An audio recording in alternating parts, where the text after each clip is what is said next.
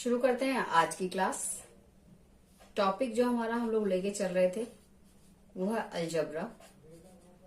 और अलजबरा में अभी तक हमने पढ़ा पॉलिनोमियल्स के बारे में, हमने पढ़ा पावर 1 के बारे में, पावर 2 के बारे में, पावर 3, 4 के बारे में। अब हम बात करते हैं इक्वेशन इन 2 वेरिएबल।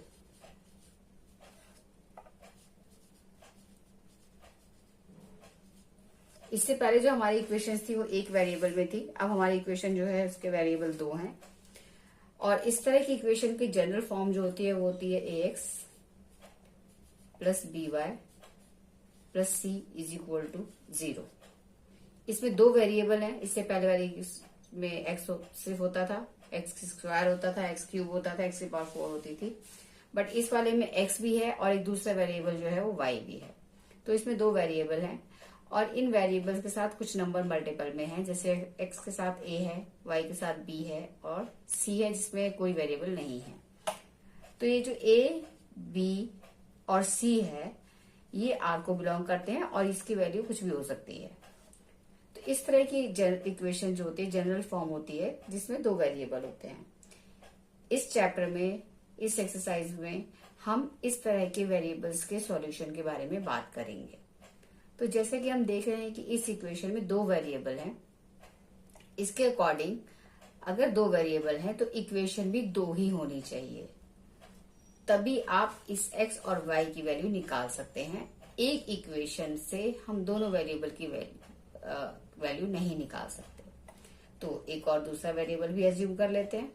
हमने इसको नाम दिया है a1, b1 और c1। एक दूसरी इक्वेशन हम ले लेते हैं जिसमें अब जो है a2, b2 और c2।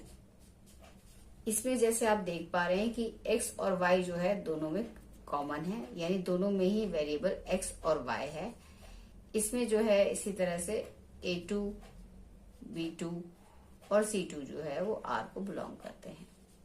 इसमें a1 हो गया है, इसमें b1 हो गया है, इसमें c1 हो गया है। तो इस तरह की इक्वेशन का सॉल्यूशन जो है ये आएगा अगले उसमें।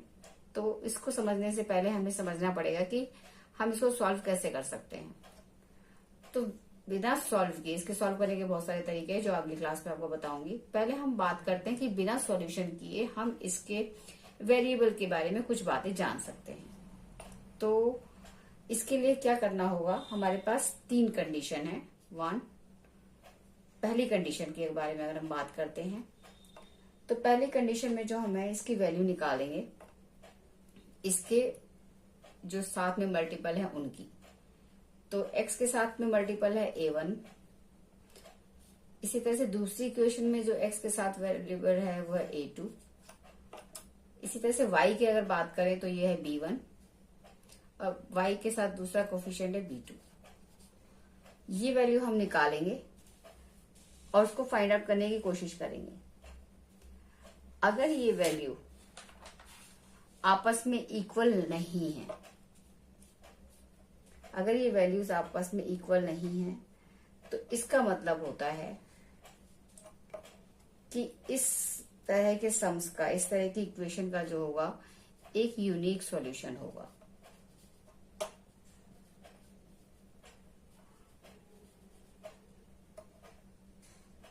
या आप कह सकते हैं कि ये लाइंस जो हैं दोनों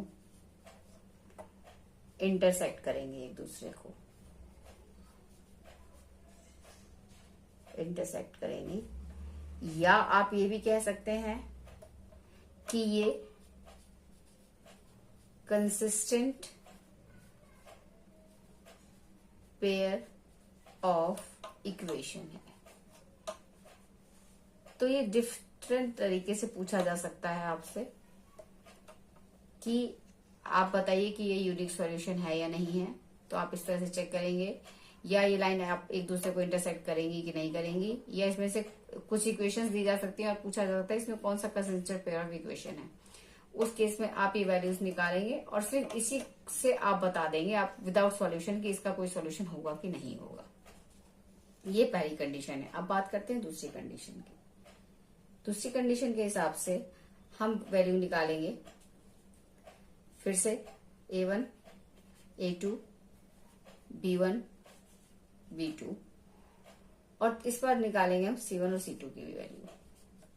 अब रिलेशन देखते हैं। इससे पहले ये दोनों आपस में इक्वल नहीं थे, लेकिन अगले उसमें अगर बाई चांस ये इक्वल है एक दूसरे के, और बट इसके इक्वल नहीं है, सी के साथ इक्वल नहीं है।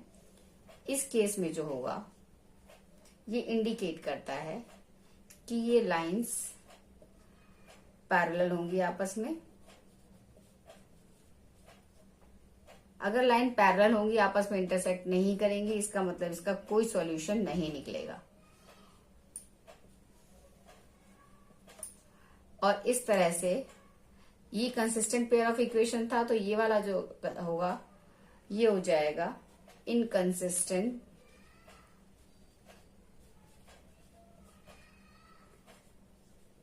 Pair of equation. ये दूसरा तरीका है, ये दूसरा एक कंडीशन है कि अगर हमको लग रहा है कि एक्स और वाई के कोफिशिएंट का जो रेशियो है बराबर है, सी का बराबर नहीं है, तो इसका मतलब लाइन आपस में पैरेलल होगी। एक तीसरा जो एक कंडीशन है इसकी, उसमें ये है कि ये हम फिर से तीनों का रेशियो निकालेंगे और इस बार तीनों का रेशियो जो है इक्वल है, यानी A1 upon A2 is equal to B1 upon B2 is equal to C1 upon C2, यानी ये तीनों ही आपस में रेशियो में बराबर है। इसका मतलब ये होता है कि ये लाइन जो है एक ही लाइन, ये दोनों जो है इक्वेशन एक ही लाइन इंडिकेट कर रही है, या आप इसे कह सकते हैं कि लाइन को कॉन्सिडेंट करेंगे आपस में, और इसके अकॉर्डिंग इसके मैनी सॉल्यूशन होंगे।